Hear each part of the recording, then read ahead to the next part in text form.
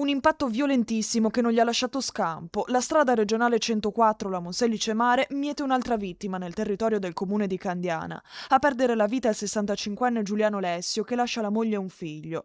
Il pensionato si spostava spesso in bicicletta, soprattutto per andare a fare colazione nel bar del paese. Questa volta però qualcosa è andato storto. Secondo quanto ricostruito dalla polizia stradale di Padova, intervenuta sul posto, Lessio, dopo aver percorso Valli Candiana in sella alla sua bici, sarebbe arrivato all'altezza dell'incrocio e proprio qui sarebbe stato preso in pieno da una moto che procedeva lungo la Monselice-Mare in direzione Conselve.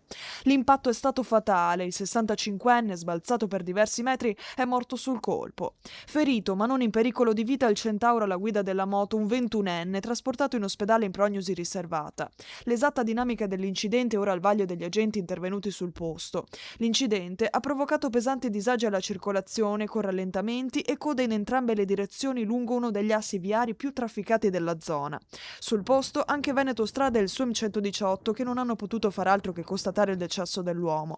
La Monselice-Mare non è nuova tragedia del genere. A maggio di quest'anno si sono registrati 5 feriti gravi in un incidente automobilistico. Nel novembre del 2025 un altro schianto era costato la vita a una persona, mentre nel marzo dello stesso anno 2 distinti incidenti avevano provocato un morto e diversi feriti, confermando la pericolosità di questo tratto stradale, come dice anche il sindaco Luca Manfrin. Nel nostro comune esiste un tratto della Monselice-Mare lungo 7 km, caratterizzato da un rettilineo che interseca 4 incroci a raso. Stiamo lavorando per realizzare un'opera che consente di ridurre le continue accelerazioni dei veicoli, interrompere la linearità del rettilineo e aumentare la sicurezza dell'intero tratto stradale.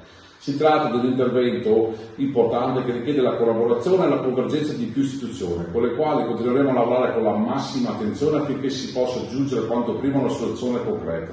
La sicurezza prima di tutto, purtroppo dobbiamo evitare queste tragedie.